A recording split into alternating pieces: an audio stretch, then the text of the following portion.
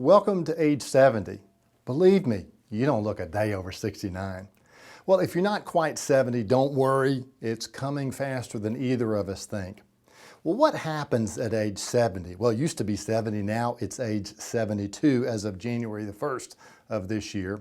Well, that's the age that Uncle Sam says that you've got to begin taking a required minimum distribution, a so-called RMD, every year out of your IRA. And if you don't, well, they're going to hit you up with a 50% penalty tax on every dime that you didn't withdraw on time, plus the taxes were due. I'm not kidding. They are serious about this stuff.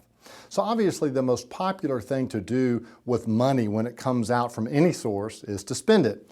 But what if you don't really need or want to spend the money that comes out of your IRA from your required minimum distribution? What other options do you have? Well, the first option that you would have is just save it. Here you can take your RMD to the bank or your credit union or savings and loan or other depository institution and just warehouse the money for later. I would suggest that you keep an amount equal to 6 months to a year's worth of spending in any kind of savings program that you have. The second thing you could do is protect it. Do you have long-term care insurance? Well, if not, you might consider using your RMDs to purchase long-term care insurance.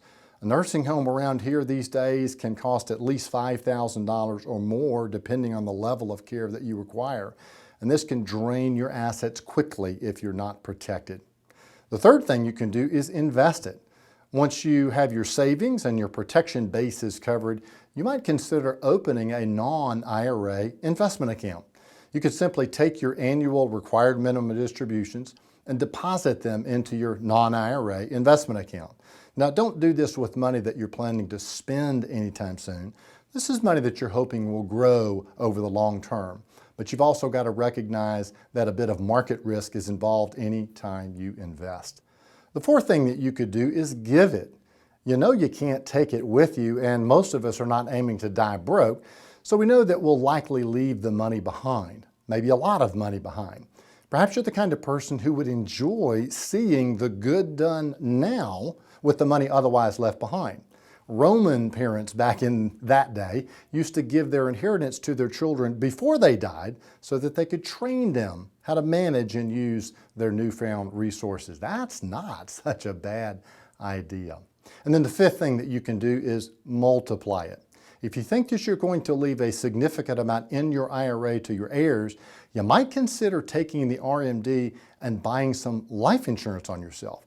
If you're a reasonably healthy 70 or 72-year-old, the premium ought to be more than enough to buy enough insurance to pay the taxes that your heirs would have to pay on the IRA at your death. It might even buy substantially more. You put money away for retirement, assuming that you would use it one day.